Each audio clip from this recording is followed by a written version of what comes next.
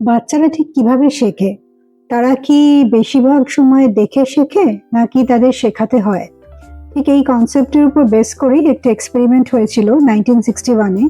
এটি করেন হচ্ছে অ্যালবার্ট বান্ডিউরা। এই এক্সপেরিমেন্টটির নাম ছিল হচ্ছে বোবোডল এক্সপেরিমেন্ট। এখানে তার গোল ছিল যে এটা দেখা যে বাচ্চারা কি অনেক বেশি দেখে শিখছে নাকি বাচ্চাদের আমরা রিওয়ার্ড বা পানিশমেন্টের থ্রুতে যেটা শেখাচ্ছি সেটা বাচ্চারা অনেক বেশি ভালোভাবে শিখছে। এই এক্সপেরিমেন্টের জন্য তিনি একটি ঘরে কিছু সংখ্যক বাচ্চাকে আনেন এবং একটি ইনফ্লেটেবল বোবোডলের উপর একজন অ্যাডাল্ট খুব অ্যাগ্রেসিভলি ব্যবহার করেন। কিছুক্ষণ এই আচরণটি করার পরে ওই বোবোডলটি বাচ্চাদের সাথে একলা ছেড়ে দেওয়া হয় এবং অ্যাডাল্টটি সেই ঘর থেকে বেরিয়ে যায়।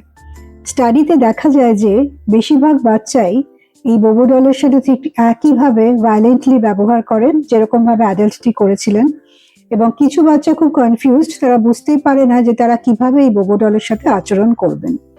তো এই এক্সপেরিমেন্টটি একটি সোশ্যাল লার্নিং থিওরি এস্টাবলিশ করে যে আমরা যতটা না তার বাচ্চাদের শেখাই তার থেকেও কিন্তু বেশি বাচ্চারা শেখে আমাদের আচরণ দেখে। সুতরাং নেক্সট টাইম যখন বাচ্চাকে আমাদের কোনো বিহেভিয়ারাল স্কিলস শেখাতে হবে তখন কিন্তু আমাদের মাথায় রাখতে হবে যে আমাদের নিজেদের ব্যবহারটি কীরকম এবং একই পরিস্থিতিতে আমরা বাচ্চার সাথে বা অন্য কারোর সাথে কীরকম ব্যবহার করি। কারণ আপনার আচরণ আর আপনার শিক্ষা যদি টোটালি অপোজিট হয় তাহলে কিন্তু বাচ্চারা খুব কনফিউজড হয়ে যাবে এবং বেশিরভাগ সময় দেখা যায় যে বাচ্চারা যেটি দেখছে সেটি কিন্তু তারা ইমিটেট করে।